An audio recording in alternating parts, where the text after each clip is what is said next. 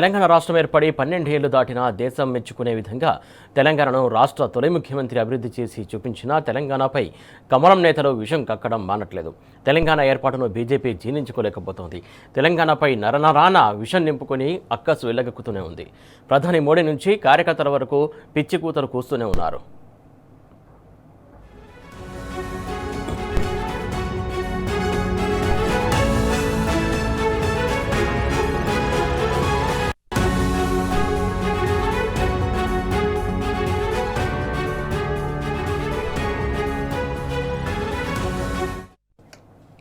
సంబంధం లేకున్నా ప్రతిసారి తెలంగాణ ఏర్పాటును కాషాయ మోక ప్రశ్నిస్తూనే ఉంది. తెలంగాణ ఏర్పాటు చేయడమే తప్పన్నట్లు విమర్శలు చేస్తూనే ఉంది. తెలంగాణ ఉద్యమాన్ని అవమానించడమే ఎజెండాగా పెట్టుకున్న కాషాయ పార్టీ రాష్ట్ర ఏర్పాటును తెలంగాణ ఉనికి దెబ్బతీసేలా పార్లమెంటు లోపల బయట ప్రకటనలు చేస్తోంది. చంద్రబాబు దోస్తీ కోసం తెలంగాణ ప్రజల త్యాగాలను కించపరిచేలా కమల నేతల వ్యాఖ్యలు ఉంటున్నాయి. 2 కళ్ల సిద్ధాంత బాబుకు ప్రధాని మోడీ మద్దతు పలుకుతున్నారు.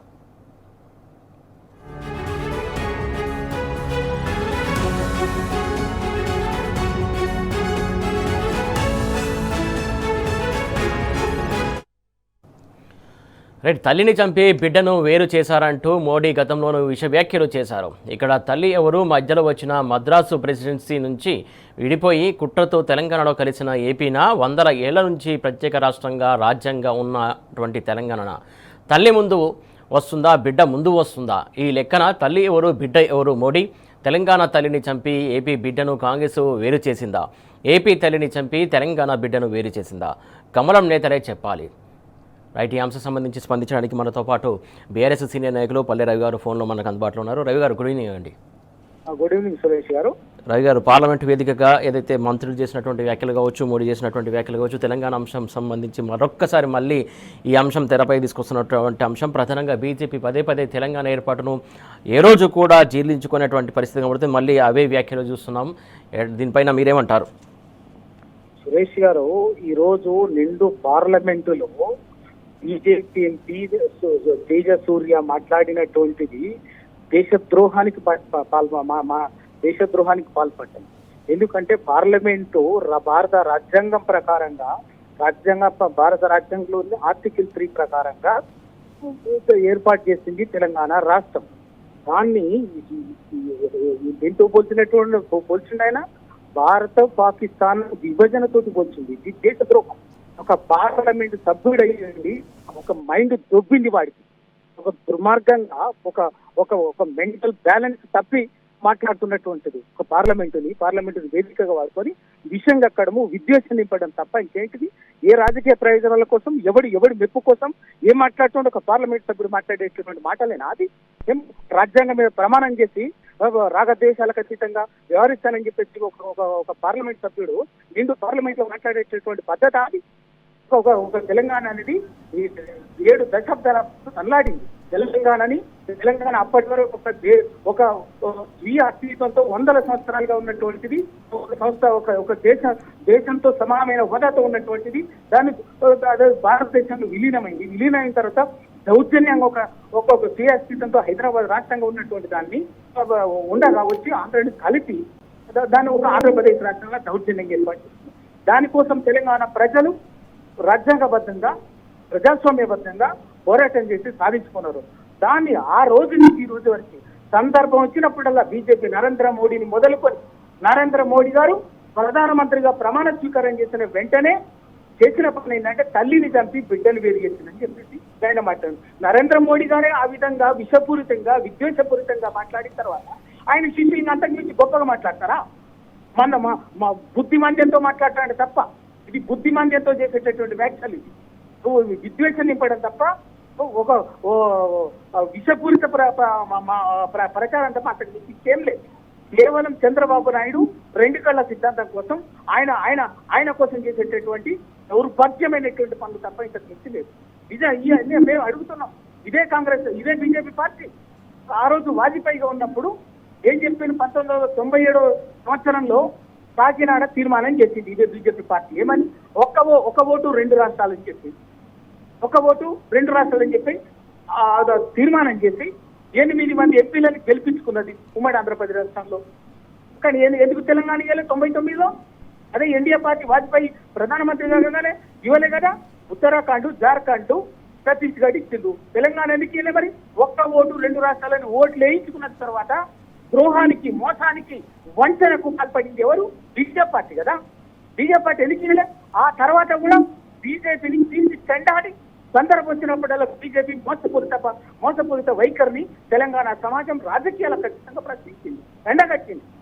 తెలంగాణకు వ్యతిరేకంగా, తెలంగాణ అస్తిత్వానికి వ్యతిరేకంగా ఏ రాజకీయ పార్టీ ఎవరు వ్యతిరేకంగా వ్యవహరించినా కూడా ఎవరిని ఉపేక్షించాలి. అందుకే ఇవాళ నరేంద్ర మోడీ ఆ రోజు బీజేపీ పార్టీ విధానపరమైనటువంటి సపోర్ట్ చేసింది.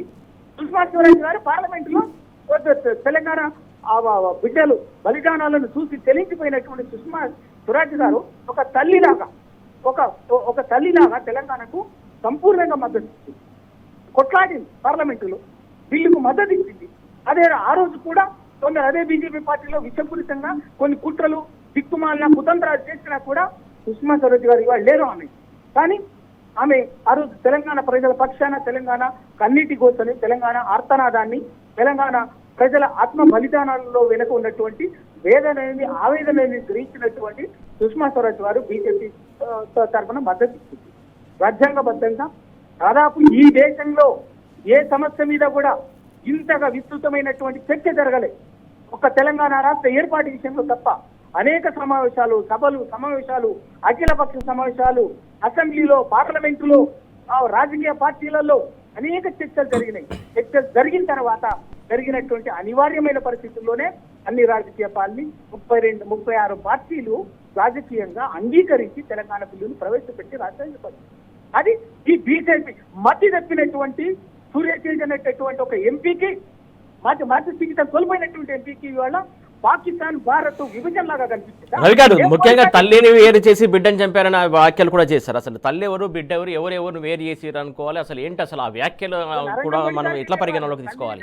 తల్లిని చంపిని బిడ్డను వేరు చేసిందని మొట్టమొదట ఆ పద ప్రయోగం చేసిందే నరేంద్ర మోడీ గారు. ప్రధానమంత్రి అయినటువంటి ఛార్జీ తీసుకున్నటువంటి వెంటనే ఆయన కూడా ఒక బహిరంగ సభలు మాట్లాడి ప్రధానమంత్రి హోదాలో తల్లి ఎవరో, బిడ్డ ఎవరో ఆయన కట్టింది. తెలంగాణ అప్పటికే 100 సంవత్సరాలుగా ఒక స్వీయ అస్తిత్వంతో ఉన్నటువంటి, ఒక దేశంతో సమానమైనటువంటి హోదాగా ఉన్నటువంటి ఒక స్వీయ అస్తిత్వం కలిగినటువంటిది. ఆ తర్వాత భారతదేశంలో, భారత యూనియన్ లో విలీనమైన తర్వాత కూడా ఒక ప్రత్యేక హైదరాబాదు, తెలంగాణ ఒక ప్రత్యేక రాష్ట్రంగా ఉన్నటువంటి ప్రాంతం, ఒక హైదరాబాద్ రాజధానిగా ఉన్నటువంటి ఒక స్వీయ అస్తిత్వంతో ఉన్నటువంటి ప్రాంతం. ఎవరికి ఇది కొత్తగా ఏర్పాటు చేసింది కాదు. ఆ రోజు ఇట్లనే ఆంధ్ర నాయకులు విద్వేషంతో కొంత మద్రాసు మాది అని చెప్పేసి మాట్లాడినప్పుడే ఆ మద్రాసు తమిళనాడు ప్రజలు తరిమితే హైదరాబాద్ వచ్చి పడ్డారు. ఇవాళ అట్లా మాట్లాడటం మాకు బాధ అనిపిస్తుంది ఒక్కొక్కసారి. కానీ ఇవాళ చేసేటటువంటి ఈ దిక్కుమాలినటువంటి మాటలు, ఒక వికారపు మాటలు, ఒక వికృత చేష్టతోటి, వికృత వైఖరితో మాట్లాడుతున్నప్పుడు తప్పనిసరిగా మేము కూడా ఆ ధోరణితోనే, ఆ స్థాయి, ఆ భాషతో సమాధానం చెప్పాలి. కాబట్టి ఆ రోజు మద్రాసు నగరం మాది అని చెప్పేసి వీళ్ళు దిక్కుమాలిన వాదన చేస్తేనే ఒక్క క్షణం కూడా మీరు మద్రాసు నగరంలో ఉండడానికి లేదని చెప్పేసి ఆంధ్ర రాష్ట్రాన్ని ఏర్పాటు చేసి తరిమితే వచ్చి ఇంట్లలో కర్నూలు రాజధాని నడుపుకున్నారు. కర్నూలు దిక్కు దివాన్ లేక తెలుగు భాష అంతా ఒక్కటి ఉండాలి తెలుగు అని చెప్పేసి నాటకాలు ఆడి పెద్ద మంచి ఒప్పందం పేరు మీద వచ్చేసి హైదరాబాద్ లో చికాన పెట్టి తెలంగాణ మీద రాజకీయ, సాంస్కృతిక, ఆర్థిక పెత్తనం దోపిడిని 7 దశాబ్దాల పాటుగా నిరాటంకం కొనసాగించినటువంటి వాళ్ళందరికీ ఇవాళ ఒక పెద్ద దిక్కు చంద్రబాబు నాయుడు. ఆ చంద్రబాబు నాయుడు ప్రయోజనాల కోసం, చంద్రబాబు నాయుడు దిక్కుమాలిన 2 కళ్ళ సిద్ధాంతాన్ని కాపాడడం కోసము నరేంద్ర మోడీ గారు ఏది పడతారు. ఆ నరేంద్ర మోడీ గారు అక్కడి నుంచి కళ్ళ సిద్ధాంతం నుంచి, మోసపూరిత, కుట్రపూరిత సిద్ధాంతం నుంచి పుట్టుకోవచ్చిందే తల్లిని చంపి బిడ్డలు వేరు చేసినటువంటి ఒక దిక్కుమాల భావన. దాన్ని నరేంద్ర మోడీ గారు ప్రధానమంత్రిగా మాట్లాడారు. ఆయన శిష్యగణం తేజసూర్య లాంటి వాళ్ళు ఇక్కడే మాట్లాడతారు. ఇవాళ తేజసూర్య ఇవాళ తెలంగాణ సమాజానికి కాదు, భారత పార్లమెంటు క్షమాపణ చెప్పాలి. ఎందుకంటే భారత పార్లమెంటు రాజ్యాంగబద్ధంగా ఆర్టికల్ 3 ప్రకారంగా సంపూర్ణంగా ఏర్పాటు చేసినటువంటి దాన్ని పార్లమెంటు నిర్ణయాన్ని ఇవాళ ఏంటో పోలిస్తాడండి? ఏం అహంకారం ఏంటి? అదైనా మాట్లాడిన మాటలు దేశ విభజనతో పోలుస్తాడా? ఏం రాజ్యాంగం తెలుసు ఆయనకు? ఒక పార్లమెంట్ సభ్యుడిగా రాజ్యాంగము, చట్టము, దాని ఆర్టికల్స్, ఆదేశిక సూత్రాలు, ప్రవేశిక ఇవన్నీ తెలియదా? తెలుసుకొని మాట్లాడక్కర్లే? ఇష్టం ఇచ్చినట్టు మాట్లాడతాడా? దేశానికి క్షమాపణ చెప్పాలి. రవి గారు, ముఖ్యంగా ఎంపీ హోదాలో ఏదైతే తేజస్వి సూర్య చేసినటువంటి వ్యాఖ్యలకు సంబంధించి తెలంగాణకు సంబంధించి 8 మంది ఎంపీలు ఉన్నారు. అటు కాంగ్రెస్ ఎంపీలు, ఇటు తెలంగాణ బీజేపీకి సంబంధించిన ఎంపీలు కూడా ఉన్నారు. ఏ ఒక్క ఎంపీ కూడా ఈ అంశం సంబంధించి వ్యతిరేకించలేదు, విమర్శించలేదు, మాట్లాడలేదు, ఫైట్ చేసినటువంటి సందర్భం కనబడట్లేదు. పార్లమెంట్ వేదికగా కూడా ఇంత విషం చిమ్ముతున్నా కూడా ఎందుకు ఈ ఎంపీలు మాట్లాడలేకపోతున్నారు అనుకోవాలి? సురేష్ గారు, తెలంగాణకు కర్మ కూడా కది.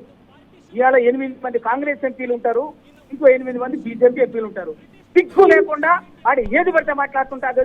ఇక పళ్ళికి లిచ్చుకో చెప్పట్లు కొడుతుంటారు. ఇక్కడికి వచ్చి బయట ఇంకేదో విషయం వచ్చినట్టు మాట్లాడుతుంటారు. వీళ్ళ వల్ల తెలంగాణకు ఒరిగిందేం లేదు. ఈ 16 మంది ఎంపీల వల్ల కేవలం తెలంగాణ ప్రజల జీవితాలతోటి, తెలంగాణ అస్తిత్వంతో, తెలంగాణ ఆత్మగౌరవంతో, తెలంగాణ స్వాభిమానంతో, తెలంగాణ స్వయం పరిపాలనతోటి తెలగాట మాట్లాడడం తప్ప వీళ్ళు చేసేదేమీ లేదు. వీళ్ళు శిఖండులు, తెలంగాణ వ్యతిరేక శక్తులకు తొత్తులు, వాళ్ళ ప్రయోజనాలను కాపాడేటందుకు పనిచేసేటటువంటి శిఖండులు తప్ప ఈ 16 మంది ఎంపీలు దేనికి పనికిరారు. తెలంగాణ ప్రయోజనాలు కాపాడటానికి పనికిరారు. తెలంగాణ వ్యతిరేకల ప్రయోజనాలు కాపాడటానికి పనికొచ్చే శిఖండులు తప్ప తెలంగాణ ప్రయోజనాలకు పనికొచ్చేటటువంటి ఎంపీలు కాదు వీళ్ళు. రైట్, థ్యాంక్ యూ రవి గారు.